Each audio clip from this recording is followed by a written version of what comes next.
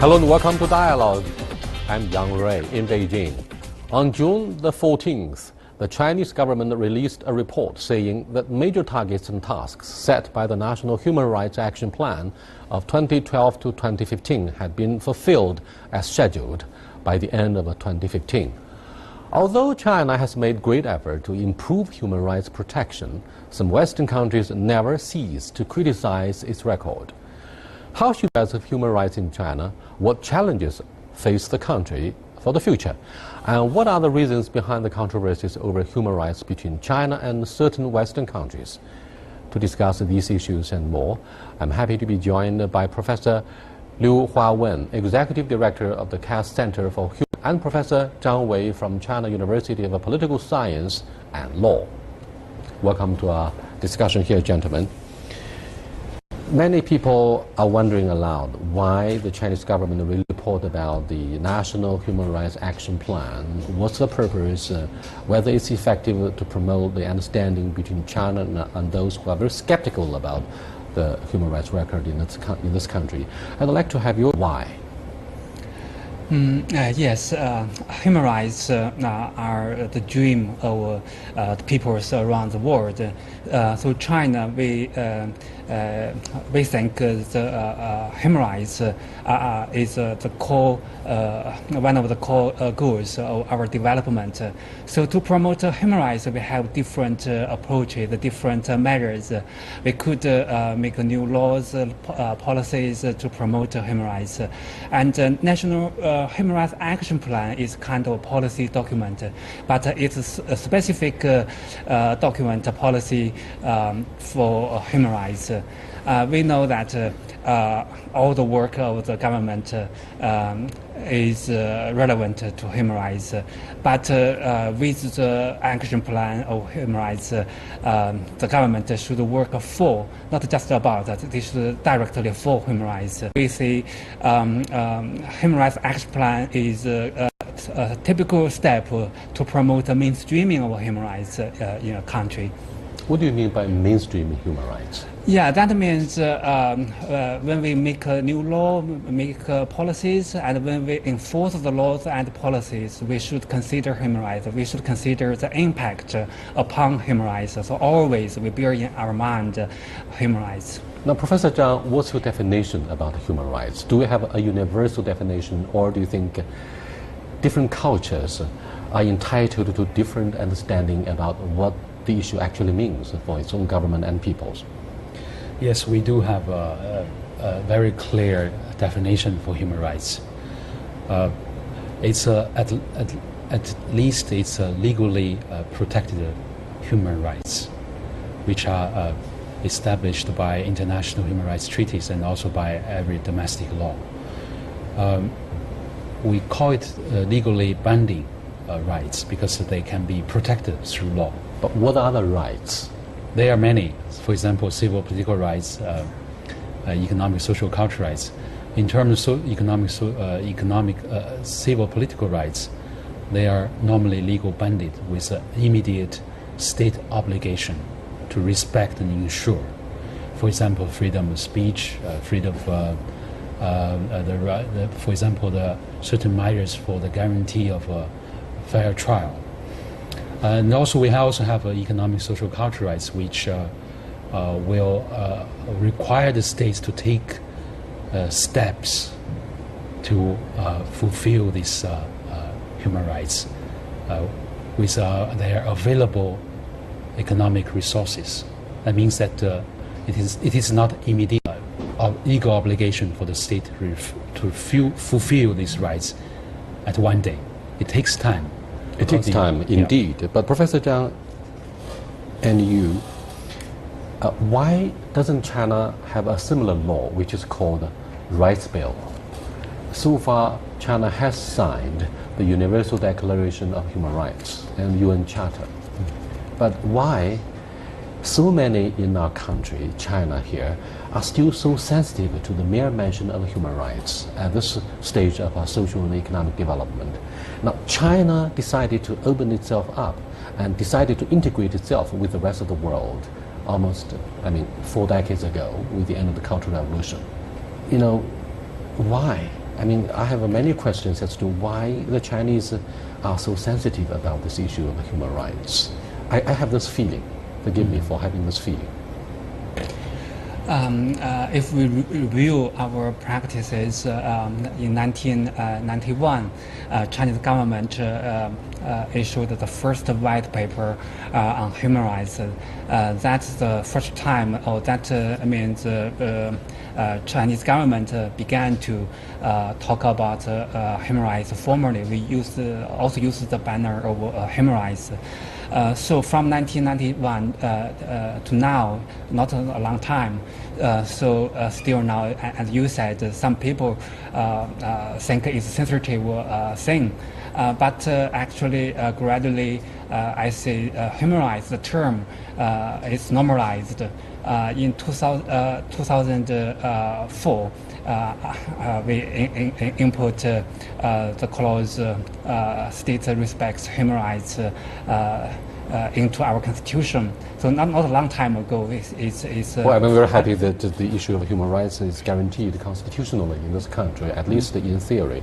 Now, you mentioned that it's in 1991 that the first human rights report from our government was released. The release of this white paper happened to coincide with the end of the Cold War. Now, the Cold War was brought to an end with the falling of the Berlin Wall and the disintegration of the Soviet Union. Was this release intended to ease, some public concerns at home? Because when you review the impact of the end of the Cold War, everybody, particularly the well-educated people who follow academic discussions in the United States. Professor Francisco Fukuyama is the author of The Last Man and the End of History. Dr. one of the greatest thinkers in the United States, and Francisco Fukuyama both argued that communism failed, democracy prevailed. So when we look at the historical context, maybe a lot of relevance could be delivered in our discussion about what it means to have a proper understanding about human rights. So Professor Deng, I wonder if you can properly and quickly understand what I mean here in raising this question.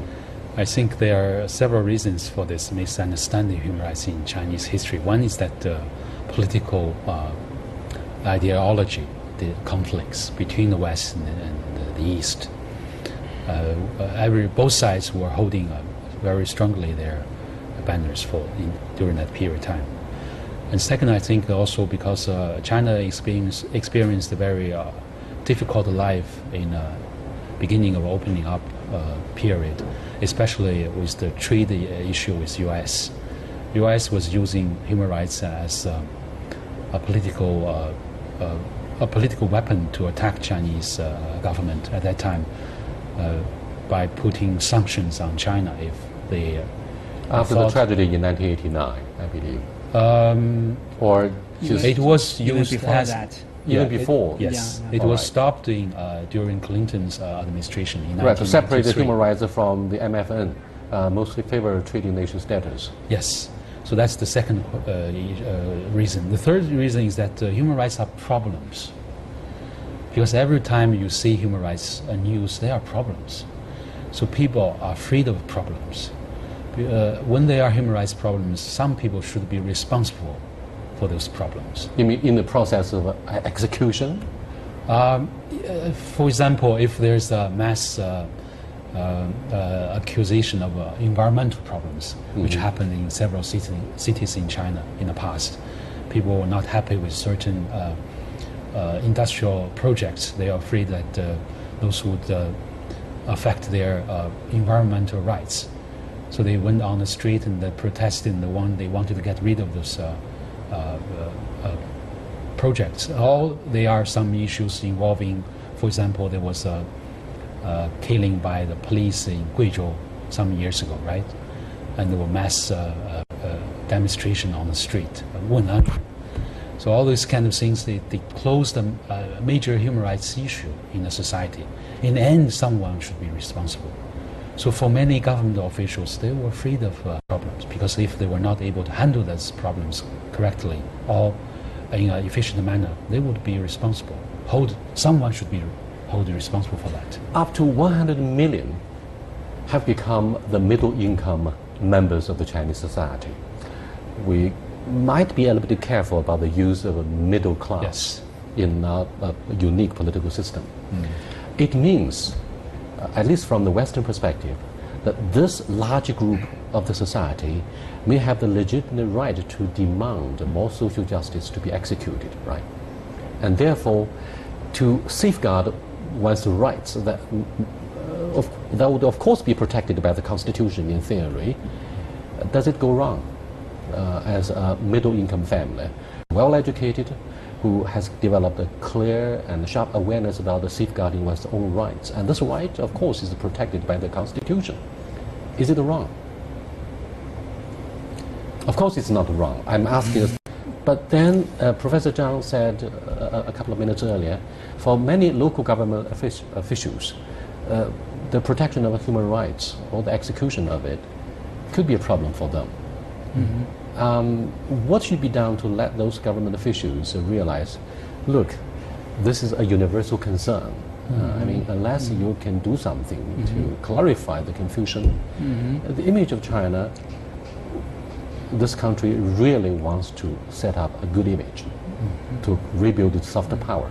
But then the image of the country would be very poor, right? What do you think of this logic? Yeah, I say actually human rights is not always in conflict with the authority, not also involving confrontation between individuals and the government. I see in any society there is kind of logics about justice. If you see justice every day, you see the nature, you feel comfortable. But if you feel it's not just, then you will be upset. Then something will be wrong. So if we protect individual rights, then the families, the people around the given individuals will be happy. Then the society will be healthy, and then the social stability could be maintained very well. And then the officials, the governmental officials, they could be easy.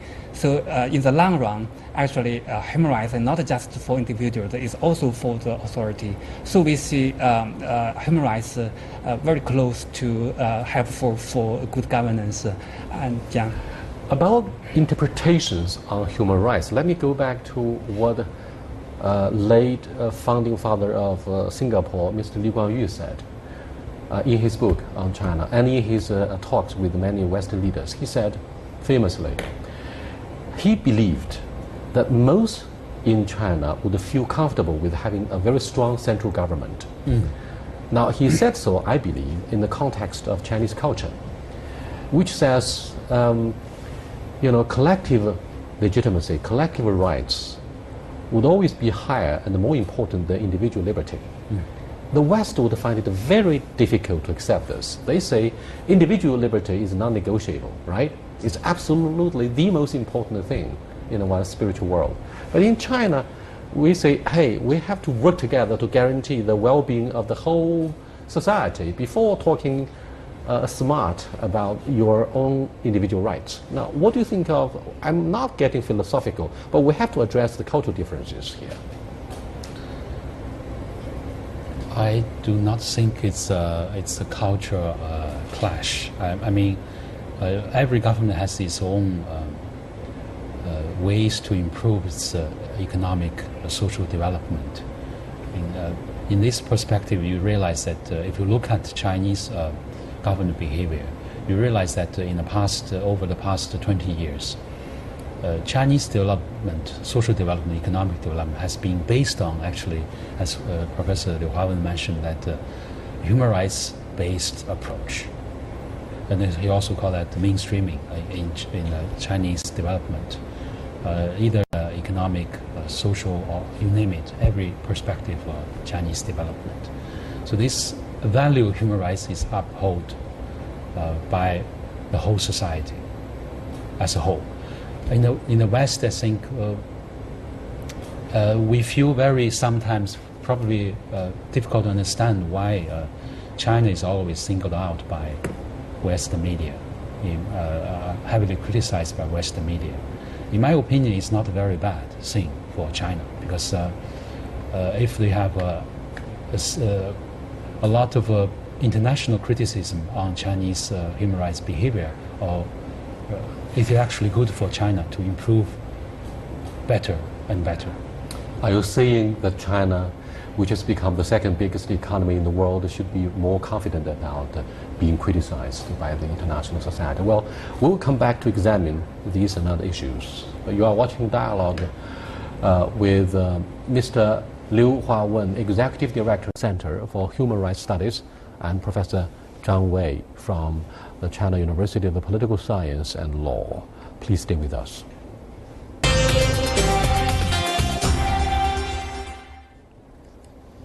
Welcome back. I've been doing my homework, gentlemen, about how the West looks at the Chinese human rights record. Now, one of the articles that impressed me most was some government officials in the United States admitted privately, not privately actually, at the congressional hearing about China's human rights. They said the progress had indeed been made in this country. Let's come back to China. Why so many of us refuse to work very hard to promote the Chinese voice, which has been so weak on international occasions, to promote the transparency, to clearly articulate the Chinese understanding about human rights? Why do you think the voice from China is so weak? I see for a long time, even now, I see internationally the developing country like China doesn't enjoy big voices for media or other planner. So not easy actually for people around the world, countries around the world, to know China very much.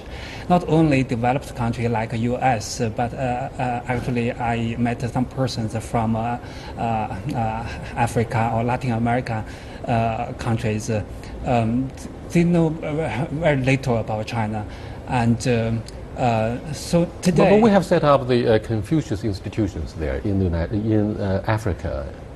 We, I believe, must have done a lot to promote mutual understanding. Human rights might be an integral part of what we say to them, right? I see there are so many channels, means for people to know each other. So not just one institution or one channel. So people with people, and there are so many channels to know each other. Mr. Zhang, you may have your own understanding, which might be kind of an uneasy truth. Let me know why many Chinese refuse to get involved in the process of telling the truth and get the message delivered. I think the international media has different way of transforming information to its audience. If you read BBC, you read CNN, you realize every time it's anything about, most of the time, anything about China, it's all bad news. So it is all you see watch some documentaries and always telling stories about very sad individual stories. So it left people, or leave people a very deep impression of China. A very oppressive country or oppressive regime in some people's eyes, because it's a communist regime. So it's an all black and white situation for many people. But honestly, from your years of research as serious scholars, do you believe this government is a dictatorship, is a totalitarian regime, a regime that has zero tolerance for one's public speech, free discussions? Because it seems to me that from the books I've read, written by the West, they either have a Western democracy or Stalinist regime. There's nothing in between. We have a strong feeling that some friends in the West tend to look at things in China in black and white terms, instead of focusing on the historical background and the cultural differences. I mean, I may sound cliche, but this is how I look at their perceptions. Yeah, I remember when I was studying human rights in Sweden some almost 20 years ago. In the beginning, I really had a very hard feeling studying human rights. There's many things we discussed in the class I would not agree with our professors. But it took me some years to digest what they taught. So we sometimes had a very heated discussion in the class. But gradually I understand some of their points were very positive, would be good for Chinese development. So this matter of understanding and knowledge about improving human rights does not come very easily. Even for those people who were fortunate enough to receive higher education at home and abroad, it was also a difficult process for us. So for China as a whole, I think it's even more difficult. Have you ever tried to let and encourage your overseas friends to accept this? There's a structural conflict and contradiction between efficiency and social justice.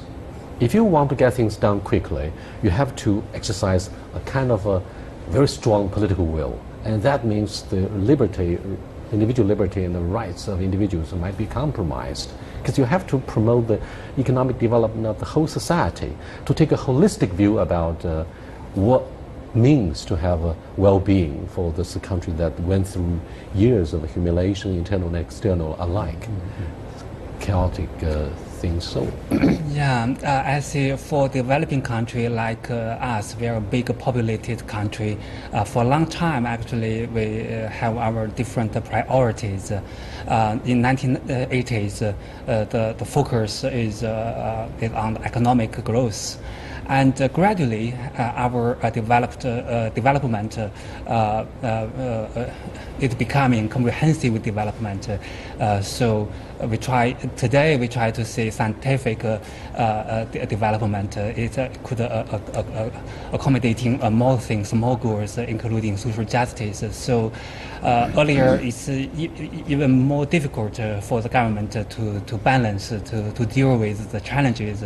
But today now the conditions are much better than before. So with the rapid growth of the economy, our social development also gain a lot of progress.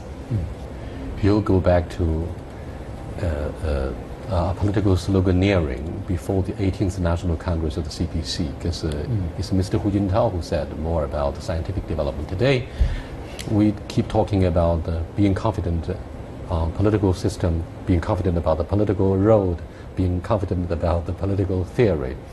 So that may, I don't know how to explain to our friends in the West why the Chinese are confident. Of course we are confident. Otherwise, why should we become the biggest trading power and the second biggest economy within such a short period of 3 decades, or even less than that? So,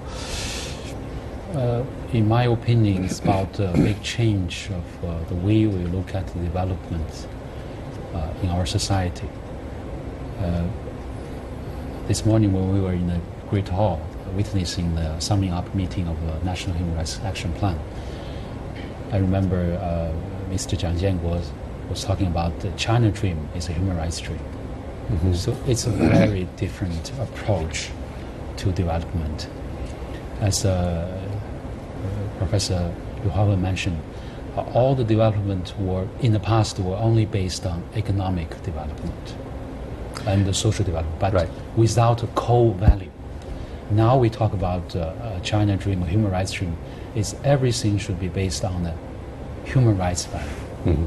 It's a very different change. Our this I believe what we have discussed is a very enlightening process of educating ourselves and perhaps enlightening some of the viewers here who watch our program. Now, the last issue I want to discuss with you guys is the death penalty. Amnesty International said on one occasion that they are happy about the improvement of China's human rights. For example, the Supreme People's Court agreed to review the death penalty. And also, China seems to have developed a broader tolerance about gay rights or lesbian rights. About the death penalty, the latest National Human Rights Action Plan says categories for the application of the death penalty has dropped from 55 to 46. And we have abolished re-education through labor. Now that's coercive re-education. What do you think of such improvements, and how important are these measures? Yeah, it's a typical controversial issue in China, and so for the death penalty issue, I say the Supreme Court and strengthened the procedural control, try to reduce the application of the punishment. So that's conducive to guarantee of the right to life. So it's the right direction. And meanwhile, I say the awareness of the society should be paid attention to. And we need all of the people come to a kind of common understanding of it. Very quickly, your understanding. Yeah, I think it's all those experiences coming also not only from China but also from overseas. We learn from other countries through bilateral human rights dialogue or through our UN reporting system. That Chinese officials, Chinese people learned the human rights values through different channels. I think in this respect, we also should thank the international community for help of China in the field of human rights. As the world is becoming more flat, according to Thomas Friedman, one of the most famous columnists in the United States, do you think the internet, the use of a mobile phone, will help promote understanding about the importance of human rights? Yes or no? Yeah, difficult to answer simply. So internet play a very important role for human rights. Some persons say access to internet itself is kind of human rights. Meanwhile, use of internet could be a threat to some rights. I believe it can play a very important role. And thank you very much for your participation in this very meaningful discussion about human rights. Of course, we have problems and challenges. I'll see you next time. Until then, goodbye.